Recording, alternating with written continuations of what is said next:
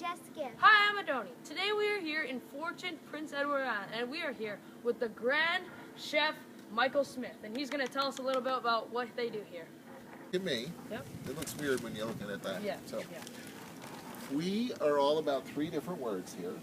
The first one might be the most important one, and the first one is farm. So when I say farm, that means we grow every single thing we serve here. We are a very unique restaurant. There's not very many restaurants in the world that are able to do that. So if we don't grow it, we don't serve it. With the sole exception of lemons, limes, oranges, and bananas, we grow everything ourselves. So I'll show you our farm. It's our bedrock. It's the foundation we stand on every single day. We grow our own vegetables. Secondly, fire. Everything we do here, we do with live fire. We cook all of our food with live fire. We don't cook with gas. We don't have a gas kitchen. We have a fire kitchen. I'll show you that as well. And we, third, have a feast every night. And feast means that we're here to celebrate Prince Edward Island, celebrate our farm, celebrate our fires, but also to do something together, to come together around food, around the table. And this is something that human beings have done since the dawn of time. In fact, anthropologists will tell you that human beings first came together, formed families and clans and bands and ultimately civilizations because of food, because of the need for us to pool our resources, to come together, to get food on the table. And so within us, within all of us, we have a desire to come together around food, to sit at the table with our friends, with our family, with our communities, and share food. So that's what we do here. Awesome. Farm, fire, feast. You want to see? Remember? Farm, Sure. fire, feast. Farm, Farm, fire, fire, feast. feast. Farm, fire, feast. I've already spent 7 or 8 years in the water fishing, and they're done now. So they're worn out in some way, shape, or form. That's why I have them. But I think they still have life in them, so that is also why I have them. So the fisherman will come along and bait his trap. He'll put a bait bag right in here and over here. This is called the parlor. These are called the kitchens. So the lobster comes into the parlor. This green ring is defined by the government, by the Department of Fisheries. That ring is very specific. It is an exact diameter that is designed to allow a certain size lobster in, to not allow a big lobster. Yeah. And eventually, once that lobster's inside, he will then, he or she, I should say, will work their way. Actually, let me show you how it works. You can see right here. They'll work their way through here. Okay, and see this spike right here? Yeah. That spike is where the fish goes, the bait. So we'll spike the fish right on there. That's what attracts the lobster in the first place. Lobsters like tight, confined spaces, so eventually they'll find their way to here, and they'll come through here and land in this zone, but they can't find their way back that way. So now they're caught. And We're here from Lovin' here, and we are planting garlic.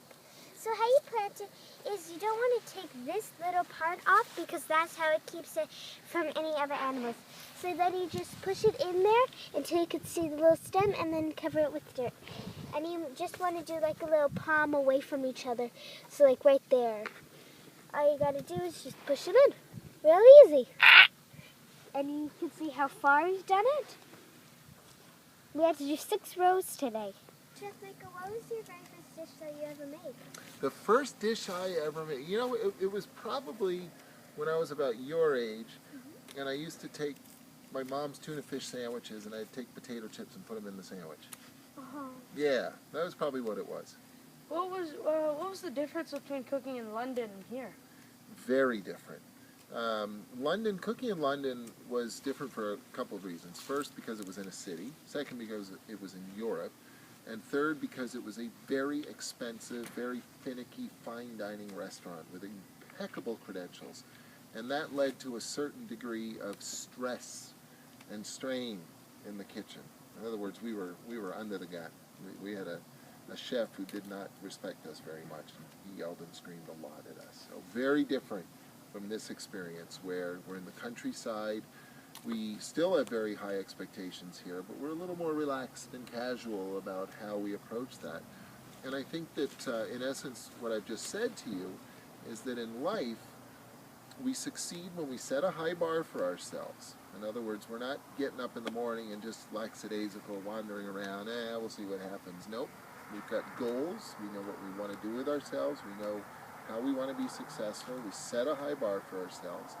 But in life, the end does not justify the means. In other words, what I'm saying is that if we set that high bar and there's something that we want to achieve and we get all the way to that thing and we achieve it and we have it and we've done it and we're proud of it and we look back at the way that we did it, and if to do that thing we had to run over people and we had to treat people horribly and we had to disrespect people and we had to disrespect ourselves, then is that thing really worth having? No, it's not, is it? But so much of the world is about that thing, but not about the journey to that thing. So in a long roundabout way, what I'm saying to you is that here's how life works. Life is about the journey. It's not about the destination. Okay? So, what do you think the most important thing is to you then? I think that in Canada, we have so much in so many ways that we always have enough to share with others. And I think that this is one of life's great lessons. I think that so often we are taught to think about what we don't have instead of thinking about what we do have. And when we look closely at what we have, we quickly realize we're blessed. We live in the greatest country in the world. We take care of each other. We have an amazing healthcare system. We have a strong social security net to stand on. And all of these things allow us to do things for other people because we're taken care of. And so we should celebrate that. And I guess what that means is that for each of us that can be different. Whatever you happen to be really good at or passionate about, maybe there's something that you really, really enjoy doing, a skill or a talent that you have, well, that's the thing that you give. And each one of us has something different to give. And each one of us has a different community to give within or to give to. And so I think that we're at our best when we acknowledge and recognize that we're blessed, we have a lot, we have enough, and we have so much that we can give it to somebody else. I think that's very powerful. Well, thank you for having us. You're so welcome. It's awesome to have you here. I hope you enjoy your time with us. And welcome to Prince Edward Island. You betcha.